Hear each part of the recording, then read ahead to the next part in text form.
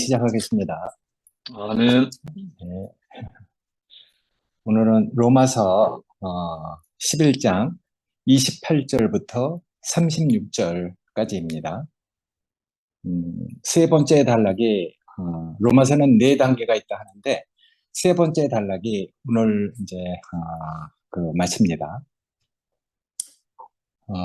후회 없는 부르심과 하나님을 향한 찬양이라는 제목으로 말씀드리겠습니다. 요 단락을 한번 읽어보겠습니다. 28절 복음으로 하면 그들이 너희로 말미암아 원수된 자요 택하심으로 하면 조상들로 말미암아 사랑을 입은 자다. 하나님의 은사와 부르심에는 후회함이 없느니라. 너희가 전에는 하나님께 순종하지 아니하였더니 이스라엘이 순종하지 아니하므로 이제 긍휼을 입었는지라. 이와 같이 이 사람들이 순종하지 아니하니 이는 너희에게 베푸시는 긍휼로 이제 그들도 긍휼을 얻게 하려 하심이라. 하나님이 모든 사람을 순종하지 아니하는 가운데 가두어 두심은 모든 사람에게 긍휼을 베풀려 하심이로다. 여기서부터 이제 바울의 송영입니다. 바울의 시편이라고 할 수도 있겠죠. 깊도다 하나님의 지혜와 지식의 풍성함이요 그의 판단은 헤아리지 못할 것이며 그의 길은 찾지 못할 것이로다. 누가 주의 마음을 알았느냐? 누가 그의 모사가 되었느냐? 누가 주께 먼저 드려서 갚으심을 받겠느냐? 이는 만물이 주에게서 나오고 주로 말미암고 주에게로 돌아감이라. 그에게 영광이 세세에 있을지어다. 아멘. 이렇게 바울은 이제 그 11장을 마치는데 이렇게 11장까지 여러 가지 하나님의 구원의 경륜을 얘기한 그 실제는 12장 들어가면서 이제 형제들과 구체적인 삶으로 나타나게 됩니다. 바울은 이방인들 형제들, 로마에 있는 형제들에게 그렇게 얘기를 합니다.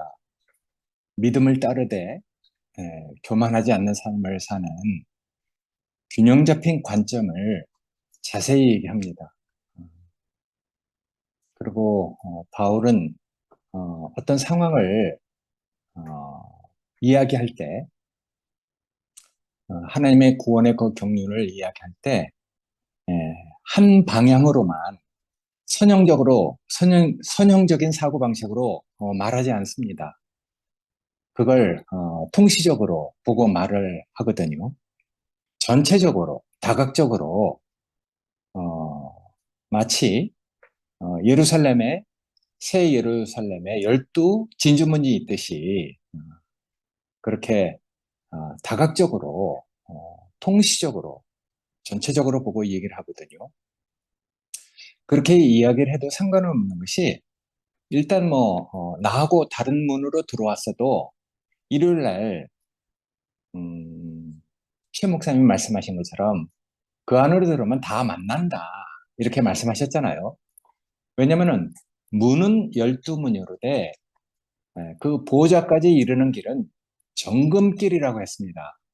정금길이라는 것은 우리가 알듯이 하나님의 속성을 말하는 것이잖아요.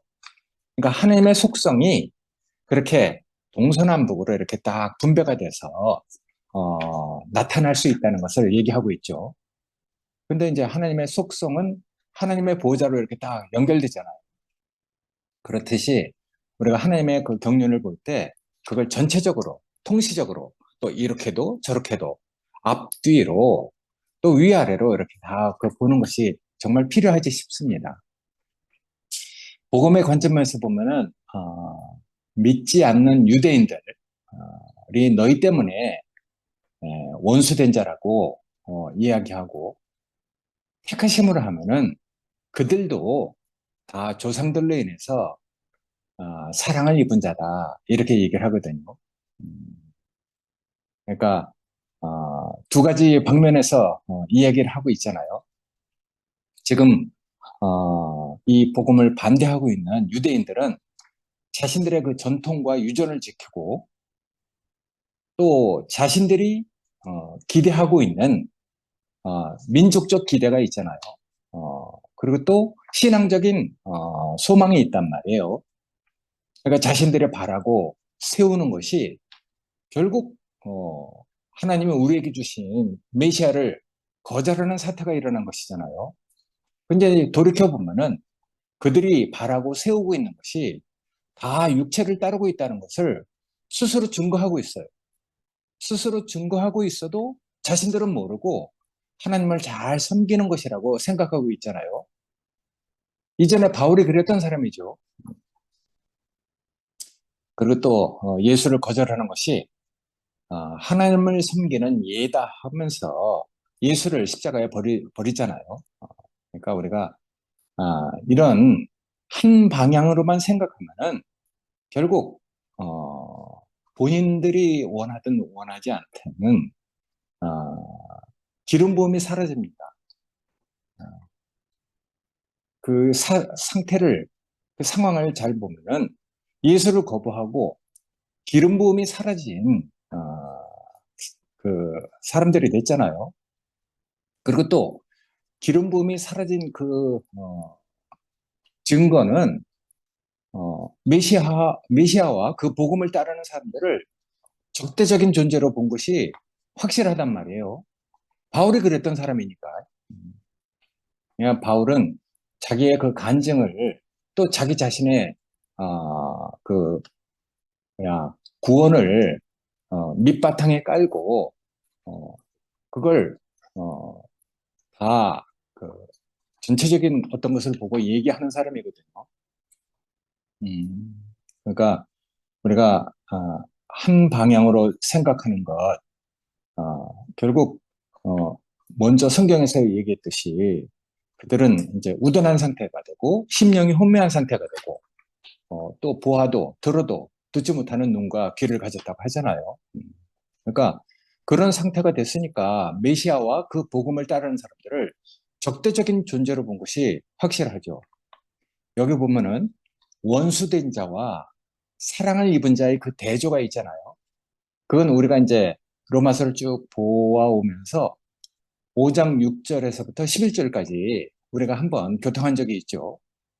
그러니까 그 본문을 다시 한번 살펴보면은 어떻게 사랑을 입은 자들이 사랑을 입은 상태가 원수로 여기고 있는 그 적대감을 극복하고 그거하고 상관없는 삶을 사는지 그 적대감을 극복하는 수단이 에, 이미 5장 6절서부터 11절까지 이렇게 다 보여주고 있거든요. 그러니까 뭐 그 사람들이 뭐 알고 그러겠습니까? 이제 모르고 그러는 것이죠. 근데 5장 6절에서 보면은 그들에 대한 그 적대감을 우리가 어떻게 극복하는가 그 수단을 볼 때는 그렇게 얘기해요. 우리가 연약할 때 기약대로 하나님이 우리에게 주신 언약대로 그리스도께서 경건하지 않은 우리를 위해서 죽으셨다. 세상에서도 뭐 옳은 사람을 위해서 선한 사람을 위해서 용감하게 죽는 사람이 가끔 있지만은 죄인이었던 우리를 위해서 누가 죽겠느냐? 누가 자기 아들을 죽음에 내어 주신 것이냐? 근데 그리스도를 죽음에 내어 주신 그 결과를 놓고 생각해 볼 때 이건 하나님이 우리에 대한 자기의 사랑을 확정한 거라고 이렇게 그 얘기를 한단 말이에요. 그리고 우리가 하나님과 원수되었을 때 그 아들의 그 죽으심으로 말미암아 우리가 이제 하나님과 화목하게 될 수 있는 길이 열렸다. 이제 화목하게 되었다. 관계가 회복되었다. 더 놀라운 것은 그의 그 부활 안에서 죽었던 우리도 다시 살아나서 새 생명을 받고 이제 하나님과 이렇게 즐거운 기쁨을 같이 누리는 상태가 되지 않았느냐. 그렇게 얘기하잖아요. 그뿐 아니라 이제 우리도 그렇게 해주신 우리 주 예수 그리스도로 말미암아 하나님 안에서 모든 복을 누리고 즐거워하고 있다. 이렇게 얘기를 하고 있단 말이에요. 그러니까 하나님과 원수된 자가 은혜와 긍휼로 인해서 이제 새 생명을 얻고 차고 넘치니까 어, 그 모든 것이 다 모든 문제가 다 해결됐다는 얘기거든요. 그래서 이 원수로 여기고 있는 사람들에게 어떻게 그런 문제를 극복할 수 있는지 그걸 얘기하고 있어요. 다른 성경에서는 좀 비유가 좀 다르지만은 만냥을 탕감받은 사람이 자기에게 뭐 몇백 냥 탕감받은 사람을 돈을 갚지 못한 그 빚쟁이를 자기가 탕감받은 길에 돌아오면서 그런 사람을 만났단 말이에요. 근데 그런 사람을 마치 원수 대하듯이 용서하지 않고 그걸 잡아다가 어? 나에게 빌려간 그 돈을 갚아라 하고 그렇게 하면은 본인은 만감이나 만냥이나 탕감을 받았는데 예? 자기에게 그 돈 몇 푼 빌려간 사람을 원수 대하듯이 그걸 속된 말로 막 족치고 그러면은 그게 긍휼을 입은 자의 그 자세가 아니잖아요. 그러니까 우리가 정말 얼만큼 탕감받았느냐, 얼만큼 긍휼과 은혜로 우리 자신이 용서를 받고 풍성하게 차고 넘치느냐, 그런 문제잖아요. 그러니까 우리가 그렇게 거저 은혜를 받고 그 긍휼로 인해서 우리가 하나님과 관계가 다시 정말 이 정상적인 관계로 회복이 됐다면은 당연히 우리가 받은 그 긍휼과 은혜도 값없이 받았으니까 값없이 흘러가도록 해야 된다는 것이 바울의 마음이고 그렇게 하면은 하나님의 사랑을 입은 자라고 얘기를 하고 있단 말이에요. 예전에 이런 것을 얘기하면서 어, 그분이 그렇게 얘기한 적이 있거든요. 김대중 대통령 예를 들었어요. 김대중 대통령이 대통령이 되고 나서 이제 뭐 이렇게 그 보복 정치를 두려워하는 사람들이 있다 하고 기자들이 얘기하니까 그 기자들이 그 질문에 김대중 대통령이 그렇게 얘기를 하거든요. 아이 춘향이가 암행어사가 돼서 돌아온 이몽룡을 만났으면 근데 모든 문제가 다 끝난 거 아니냐. 그러면서 이제 자기는 그런 보복 정치 이런 것에 관심 없다는 식으로 얘기를 한 적이 있거든요. 그러니까 뭐 춘향이 뭐 변사또한테 많은 고초를 당했지만은 어이 자기를 사랑하는 이몽룡이가 어사또가 돼서 돌아오니까 이제 모든 문제가 해결됐다는 것으로 그렇게 지혜롭게 대답을 하셨는데 사실은 우리가 얼만큼 하나님에게 은혜와 긍휼을 입었느냐 그리고 또 그런 것들이 우리 인생에 차고 넘치면은 사실은 이제 예전에 있었던 어떤 문제들이 다 사라지거든요. 그러니까 우리가 얼만큼 그 사람이 그런 은혜를 입었는가 그것이 자기에게 얼만큼 실제가 됐느냐 그런 문제인 것 같습니다. 여기 보면은 택하심으로 하면 그들도 조상으로 인해서 사랑을 입은 자다 이렇게 얘기하는데 이 말 속에는 그 바울이 자기 동족에 대한 깊은 연민이 숨겨져 있잖아요. 바탕에 깔려 있는 것이죠. 그러니까 지금 이스라엘의 그 불순종과 우둔함에 갇혀 있음에도 불구하고 이스라엘은 그들은 하나님의 담지자들이다. 하나님의 약속을 여태까지 지켜온 자들이다. 음? 그 성경도 그들의 성경이고 전통도 그들이 맡아서 지켜온 사람들이다.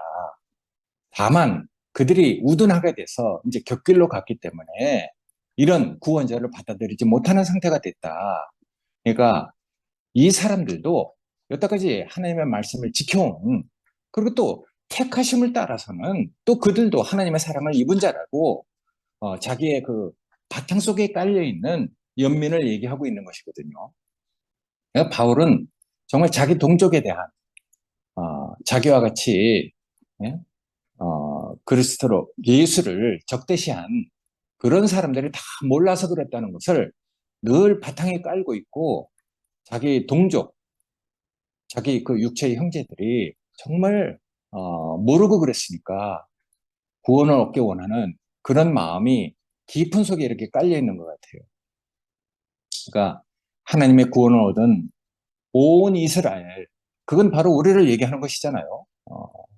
그러니까 온 이스라엘, 어, 하나님의 그 구원 안에 있는 그런 사람들 주변에는, 육체를 따르는 이스라엘이 여전히 존재하고 있잖아요. 그리고 또 성경으로 말미암아 그들은 뭔가 율법 속에 죄의 그 속에 갇히게 됐단 말이에요.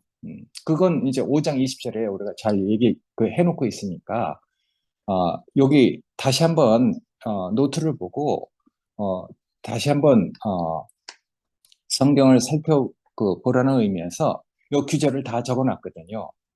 그러니까 우리가 그런 거하고 상관없이 우리에게 은혜가 턱 넘칠 수 있는 것은 어, 우리에게 은혜가 다 이렇게 넘칠 수 있듯이 그들도 하나님의 은혜가 넘칠 수 있다는 것을 얘기하고 또 그들에 대해서 하나님은 그 은혜 베푸는 그 마음을 그들을 구원하기 원하는 하나님의 그 긍휼은 철회하지 않을 것, 거둬들이지 않을 거라는 이런 얘기를 하고 있거든요. 왜냐면은 그 뒤에 귀절처럼 하나님의 은사와 부르심에는 후회함이 없으신 분이잖아요. 그러니까 하나님은 늘 긍휼과 은혜의 베풀기를 즐겨 하시는 분이죠. 부모가 자식에게는 늘 그런 마음이잖아요. 자식이 아무리 잘못됐다 할지라도 부모는 자식에게 은혜를 베풀고 부모의 마음이 제일 기쁠 때는 자식이 부모에 의해서 사랑을 입은 자라고 엄마 아빠가 자기에게 어떻게 했는가를 그렇게 자식들이 얘기할 때 부모는 자기가 자식들을 위해서 산 그 모든 보람이 자식들의 말을 들으면서 그때 이제 다 자기의 수고가 다 풀어서 없어지잖아요. 그러니까 하나님은 늘 그러신 분이죠. 하나님의 그 은사와 부르심에는 정말 후회하심이 없는 분이니까. 그러니까 하나님은 여전히 그들을 단념하시지 않았습니다. 십자가에서 다 이루었다 하신 그분을 이스라엘이 아직도 그걸 모르고 있으니까 역사적으로 계시되어 온 그 이스라엘의 그 미진한 구원들이 사실은 다 이루신 그분으로 인해서 완성이 되잖아요. 하나님의 구원의 경륜이 최종적으로 그분으로 인해서 성취가 된단 말이에요. 그러니까 그 구원자를 이스라엘 자기 동족들이 다시 발견하고 자기처럼 회심을 해서 하나님의 그 구원의 경륜 안으로 돌아왔으면 좋겠다 하는 마음이 바울의 그 심중 안에 있는 것이거든요. 그러니까 그리스도가 자기에게 어떻게 비춰졌는가 그게 정말 그 중요한 일인 것 같습니다. 그래서 그 다음에 그렇게 얘기하잖아요. 너희 이방인인 너희가 전에는 하나님께 불순종했던 사람들이다. 그러나 이제 너희가 은혜를 입었는데 그것은 모두 그들의 그 불순종 때문에 은혜가 너희에게 이렇게 흘러왔다. 이렇게 얘기를 하고 있습니다. 이것은 먼저 우리가 교통을 했듯이 감람나무에 어, 그 돌감람나무가 이렇게 접붙여진 그런 그 교통을 하면서 자세히 그 얘기를 했으니까 어쨌든 이스라엘이 그 불순종하고 하나님의 메시아를 거절한 그 이유 때문에 은혜가 그 은혜의 그 물고가 예, 너에게까지 이제 흘러왔다고 얘기를 하고 있거든요. 그러니까 그것과 마찬가지로 이 사람들이 지금 불순종하고 있지만은 그들도 역시 이제는 하나님의 긍휼을 얻게 하시려는 것이 하나님의 마음속에 있는 것이다. 이렇게 얘기를 하고 있어요. 그 다음에 이제 32절 이 말은 하나님에 대한 그 진술이거든요. 어, 하나님이 모든 사람을 순종치 아니하는데 가두어 두신 것은 모든 사람에게 긍휼을 베풀려고 했기 때문이다. 이렇게 얘기를 하고 있습니다. 이건 갈라디아 여기 3장 22절에 있는 그 말과 겹친 말인데 성경이 모든 것을 죄 아래 가두었으니 이는 예수 그리스도를 믿어서 구원을 얻는 자들에게 주려고 한 것이다. 어휘가 비슷하잖아요. 그러니까 모든 사람을 불순종하는데 이렇게 가두어 두신 것은 하나님의 긍휼을 그들이 이제 구원 얻을 때 하나님의 긍휼을 알게 하려고 깨닫게 하려고 모든 사람을 죄 가운데 그 불순종하는데 가두어 두신 것이다. 이렇게 얘기를 하고 있거든요. 그러니까 이스라엘 사람들이 성경을 가지고 있지만은 그 성경이 그 한 일은 율법으로 인해서 그 민족을 전체 다 율법 속에 그 죄 안에 죄 아래 더 꽉 묶어놓고 가둬둔 것 그 일밖에는 한 일이 없잖아요. 어, 그러니까 율법과 같은 죽음의 감옥에 그들을 묶어놓은 것이죠. 그게 얼마나 뭐 정말 어, 비참한 일이고 그게 얼마나 목마른 일인지 그건 율법 속에서 갇혀 있지 않으면 그건 잘 느끼지 못하는 것이니까. 저도 이렇게 예전에 교회 생활하면서 한 10년을 넘게 율법 아래 이렇게 갇혀서 그 율법이라는 그 바늘구멍이라는 그 구멍으로 많은 은혜와 긍휼이 다 누수가 돼서 어느 날 내가 내 자신이 느껴질 때, 내가 정말 위선적인 사람이구나. 내가 가식적인 사람이구나. 어? 그 율법이라는 그 바늘구멍으로 모든 은혜가 다 누수가 되고 내가 정말 줄여 죽게 되었을 때, 내 자신이 다른 사람에게 이렇게 가식적으로 뭔가 이렇게 그 보이려고 하는 그런 율법적인 것, 그 모순된 삶이 얼마나 정말 목마르고 바짝 마른 이런 그 삶이 되는지 그건 경험해 보지 않으면 잘 모른단 말이에요. 야, 그럴 때 그 정말 있는 그대로 나를 하나님에게 또 형제들에게 있는 그대로 나를 보인다는 것. 거기서 정말 율법에서 자유자가 된 그때 전 그걸 잊지 못하거든요. 있는 그대로 내가 내 꼬라지가 이런데 내 자신이 이런 사람인데 있는 그대로 얘기해도 하나도 정말 부끄럽거나 창피하지 않은 그런 사람으로 어느 날 내가 해방된 내가 자유자가 된 그날을 잊지 못하는데 하여튼 율법 속에 갇혀보면 알죠. 근데 우리가 음, 그런 데서 해방됐으니까 그러니까 불순종이라는 그 감옥에 갇혀 있게 된 것은 그들이 지켜왔던 그들이 뭔가 소중하게 이렇게 그 따라왔던 율법 때문에 그렇게 된 거란 말이에요. 그러니까 이제 그런 결과는 하나님이 주신 그 구원자 메시아까지도 다 거절하는 이런 상태가 된 것이잖아요. 그러니까 그렇게 불순종하는 가운데 가두어 두신 것은 마지막에 구원을 얻을 때 이게 하나님의 긍휼 때문에 우리가 다 이렇게 구원을 얻은 사람들이 됐구나 하는 것을 깨닫게 하려고 모든 인류를 다 불순종 가운데 가두어 두셨다는 것을 얘기하고 있거든요. 그러니까 이건 정말 성경을 어떻게 보느냐가 또 사람이 어떤 사람이느냐가 되느냐가 정말 중요한 것 같아요. 성경을 볼 때 성경이 다 말하지 못하고 있는 그 이면에 하나님의 그 마음과 인격이 그 있잖아요. 그러니까 그 인격을 알지 못하면 다 예전에 우리가 살았던 것처럼 맞냐, 틀리냐, 옳으냐, 그러냐 하는 그 논리 거기에 이렇게 낚여갖고 결국 성경도 해라, 하지 말라 하는 것으로 보게 되고 많은 부분에 있어서 율법과 전통 속에 갇히게 됩니다. 그러니까 그런 속에 갇히면은 그런 관념이 빠져나가는 게 참 어렵거든요. 예전에 그러니까 바울도 그런 외식하는 그런 것을 바울에게 이렇게 한번 이렇게 그 보여서 바울에게 책망을 받은 적이 있잖아요. 바울이 어디에서 이제 온다 하는 얘기를 들으니까 베드로가 어? 뭐 하여튼 하늘로부터 내려온 어떤 이상을 보고 무슨 음식을 먹었는데 바울이 온다는 얘기를 듣고 갑자기 그 자기는 안 먹은 척하고 있었단 말이에요. 그러니까 이제 그때 바울이 그런 걸 보고 아직도 외식에 이렇게 갇혀 있다고 바울한테 베드로가 이렇게 책망을 들은 그런 성경도 있는데 어쨌든 그런 전통 속에 갇혀서 우리 속에 있는 그 외식이나 이런 것들 율법 속에 갇혀 있던 이런 것들이 그 벗어나는 것들이 참 쉬운 일은 아닌 것 같아요. 근데 바울은 이제 긍휼을 잊고 모든 데서 자유한 사람이 됐잖아요. 진리를 알지니 진리가 너희를 자유케 할 것이다. 진리이신 주님을 따라서 자유자가 됐고 모든 형편에 대해서 자유자가 됐단 말이에요. 내가 궁핍함으로 말하는 것이 아니다.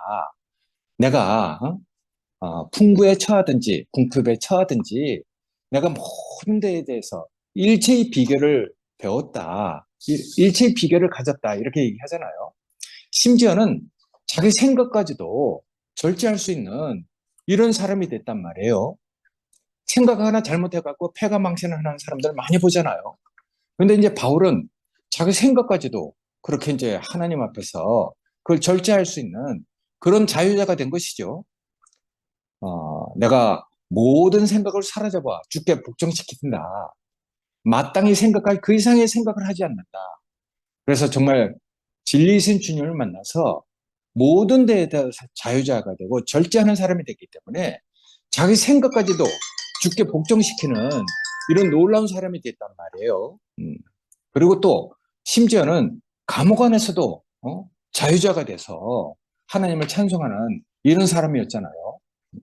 그러니까 우리가 그런 율법 안에서 갇혀 있을 때 하나님의 은혜를 베푸셔서 그 모든 것에서 우리가 자유자가 되고 거기서 해방된 것은 다 이런 하나님의 긍휼로 인한 것이다 하는 것을 우리가 이렇게 알게 되는 건 정말 복인 것 같아요. 바울은 지금 비록 육체를 따르고 있는 자기 동족들이지만은 자기 동족을 긍휼히 여기는 그런 마음.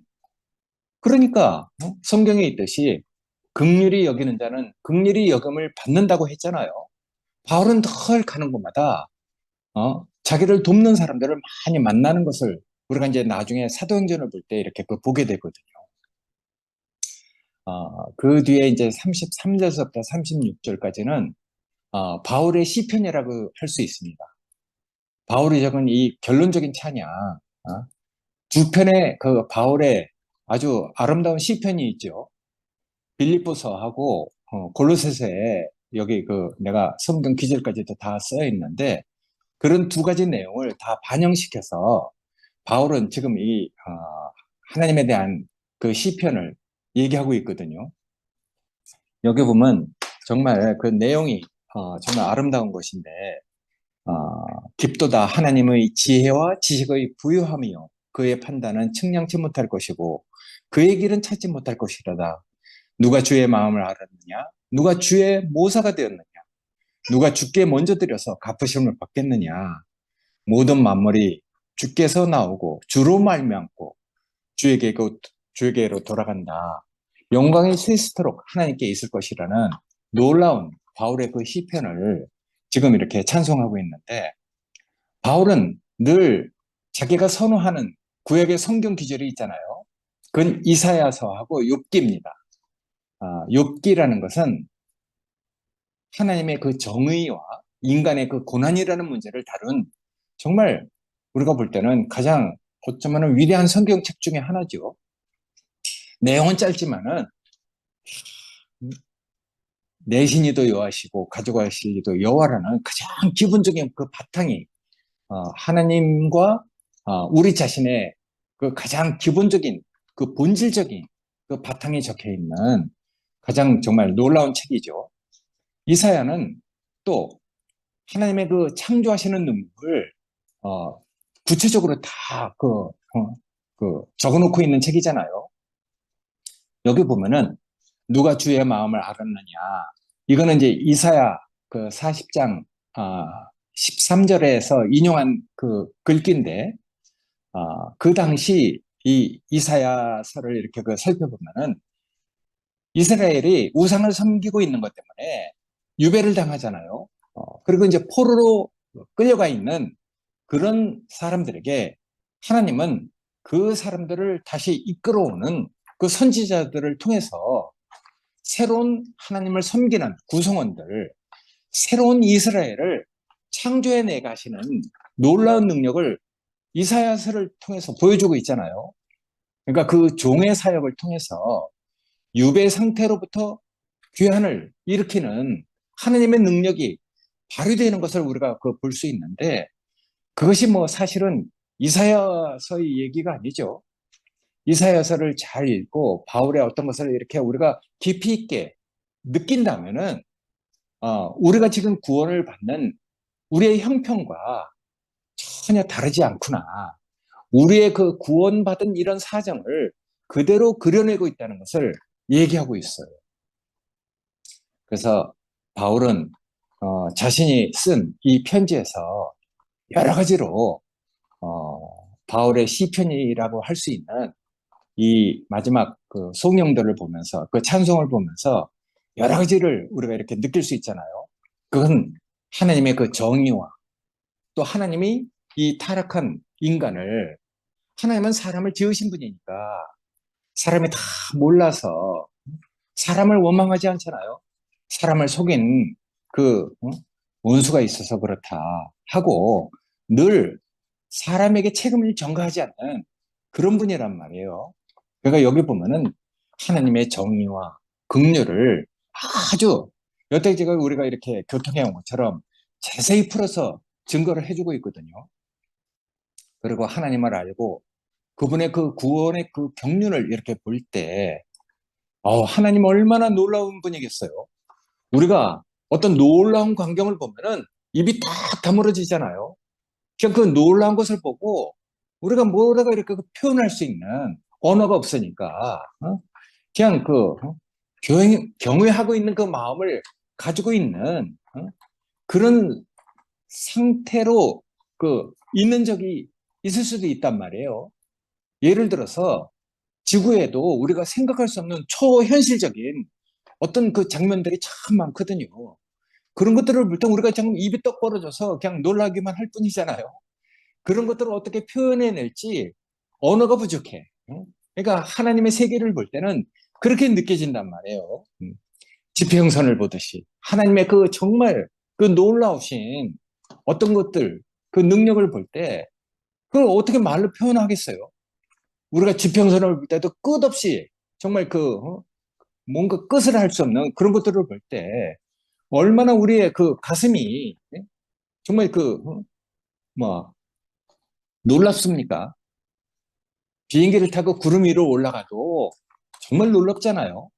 아마 그런 마음 비슷하겠죠. 그 밤하늘, 난 어렸을 때 그 밤하늘을 볼 때 그렇게 정말 하나님이 지으신 그 놀라운 세계를 내가 정말 그 찬양하듯이 뭔가 하여튼 그 말로 다 표현할 수 없는 그런 경외심을 갖고 그렇게 지내온 적이 있었는데 어쨌든 하나님 하시는 일을 보면은 정말 광대하고 신비하고 그런 분이잖아요. 근데 그런 하나님이 늘 우리를 지켜와 주시고 우리를 어? 어, 바위 틈에 숨기시고 날개로 이렇게 안아서 우리를 옮기시는 걸 볼 때, 야, 정말 하나님이 때로는 정말 우리만 알았다. 나만 알았구나. 이런 마음을 가질 때도 있단 말이에요. 그럴 때는 하나님이 정말 호흡처럼 가깝죠. 정말 친밀하신 그분의 사랑을 느낄 수 있잖아요. 그러니까 바울은 지금 여기에 그 본문에는 쓰고 있지 않지만은 정말 그 메시아, 어? 자기가 한 번도 본 적이 없지만은 정말 자기가 자기를 구원한 그 메시아를 느낄 때 그렇게 느끼지 않았겠습니까? 그 갈릴리 그 착한 사람이 마지막에 자기가 죽을 줄 알면서도 예루살렘 성을 향해서 내가 예루살렘으로 가야 되겠구나 이런 마음 그런 마음이 왜 바울에게도 느껴지지 않았겠습니까?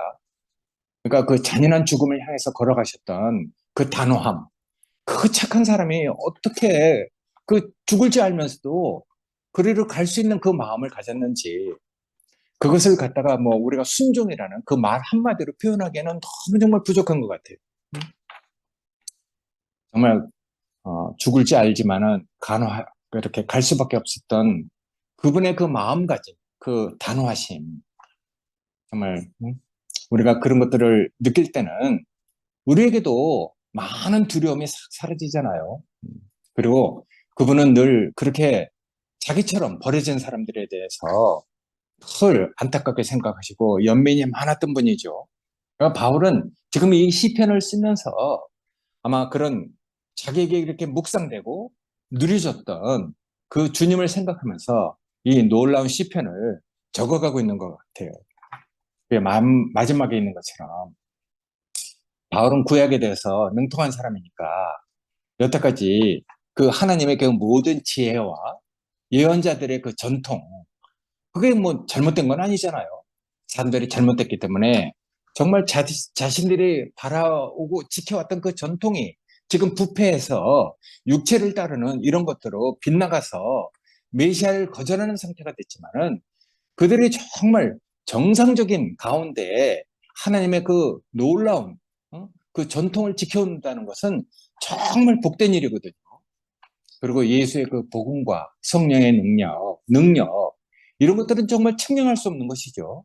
그래서 바울은 그런 것들을 다 이렇게 느꼈기 때문에 마지막에 있는 그 글귀처럼 만물이 그에게서 나오고 그로 말미암고 그에게도 돌아간다면서 세세토록 있는 그 주님을 그 영광스럽게 찬송을 하고 있는데 바울은 늘 그런 구원자를 만나서 자기가 회심하는 사람이기 때문에 바울은 그런 것들이 자기 정말 뼛속까지 그게 이렇게 그 새겨져 있는 그런 사람으로 사도의 길을 가는 사람이었었잖아요. 그러니까 모든 인간이 다 실패를 했을지라도 신실한 이스라엘 사람으로 오신 그 메시아, 우리를 구원하신 예수 그리스도는 그 순종하는 죽음과 그 부활을 믿는 그 모든 사람 위해서 새 생명을 줄 수 있는 그 구원을 십자가에서 성취시켜 놓은 것이잖아요. 그런 성취시켜 놓은 그 복음이 우리에게까지 흘러와서 우리도 이렇게 새 생명을 얻고 그분을 찬송할 수 있는 사람으로 우리가 지금 이렇게 교통하고 있으니까 바울을 알아갈 때 우리도 작지만은 어쨌든 바울과 겹쳐지는 마음을 가지고 우리가 이렇게 교통할 수 있다는 것은 정말 복으로 이렇게 여겨지고 있습니다. 예, 하여튼 감사합니다. 아멘. 아멘. 음.